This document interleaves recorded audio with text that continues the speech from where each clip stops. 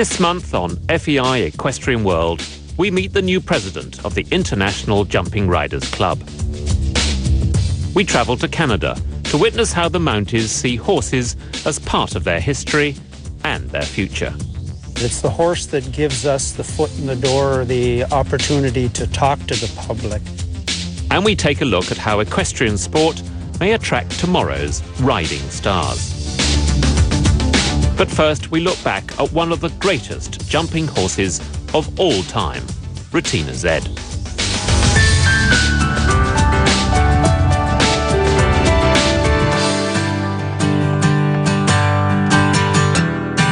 Two Olympic team gold medals and individual silver, 2 European team and 1 individual gold, a World Cup final winners medal, and a World Championship gold. All that would be fantasy for almost any competition horse, but reality for Ratina Z, once described as the jumping horse of the century. Ratina was a freak of a horse, really. Why so special? Because she was against any rule book. The way she was, her temperament, her character, the way she was to ride, because in the end she was really horrible to ride. She wasn't an easy horse to ride. She didn't give you a pleasure of being nice, soft in the mouth, good mover, like classical way of riding. She was kind of sharp and hot, and you never knew really whether you were a little bit on the left, on the right, and she could turn, like if you don't pay attention, you fell off so quick. But taking off on the fence and jumping from any turn and any speed, she was unbelievable. She was a machine. Perhaps best known as Lugger Beerbaum's ride, Ratina Z first came to the public eye with Dutchman Piet Raymakers. Ratina, I saw her already, I think, when she was 7 years old, with the first rider, Willy van der Hamp.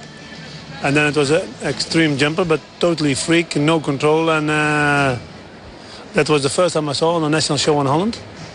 And then I did not see her for a year. And then in '91, I started at Zangersheide. And then I already said to my groom and to my wife, I said, I have the best horse of the world. She just came into my life. I never really chose to have her, because I was winning the gold in Barcelona with Classic Touch. And the agreement at that time was that I had to give Classic Touch after the games back to the owner, to the son to ride. And then Ratina was on the market. And then my owner, who owned Classic Touch, he said, well, if that's the case, we should maybe get that one. And you have this is like kind of a compromise to ride. And okay, I wasn't really sure, and I thought, this horse, I don't know. I knew that she was a little bit special. And Ratina was on the market, and Lutger never tried the horse. He asked me, said, Piet, what? And I exactly explained Lutger the horse. Anyway, just on the phone, they bought it, and I got it to ride. I didn't choose it. It was just there. And then getting the horse to Munich at the time, I was in South Germany, and riding the first few days, it was a nightmare. It was a nightmare. I really had to adapt myself to this horse. I knew, I had the feeling, because she has been so successful before, I couldn't change her completely. I wanted to save all the strengths and the class, and not, if you start too much to change, you can quite destroy a few things also. And this was actually, the first month was hard work. And I had a lot of doubts in the beginning. And then when you look back and see everything what happened after, and also the experience I've made working with this horse, and the question she's given me, it was a very interesting time, really. And of course, also in the end, looking back, very successful.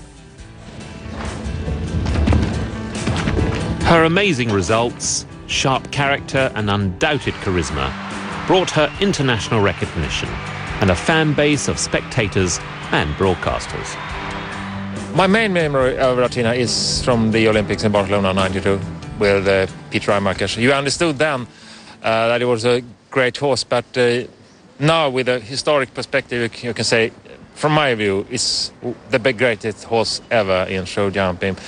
You have to say she collected more championship medals than Japelou and Milton together, and with two different riders. So I think she is one of those exceptional animals that was born for just one thing, just jumping. She had a top character, top. There was nothing what she would not do for you. So that was actually her character. But she wanted to do it sometimes too much, too quick, too good.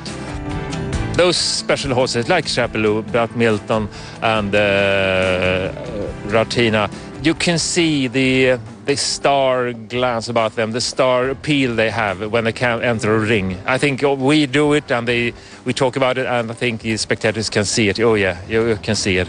But when they jump and when they perform, they love the performance, they love the ring, they love the audience. Yes, I think those horses have something very special that you enjoy. When we in the end retired her, we had this song for her, and the song was "I Am What I Am," and this says everything. She didn't never change. She did it her way, and I had to adapt myself, which in the end, okay, worked, but it wasn't easy.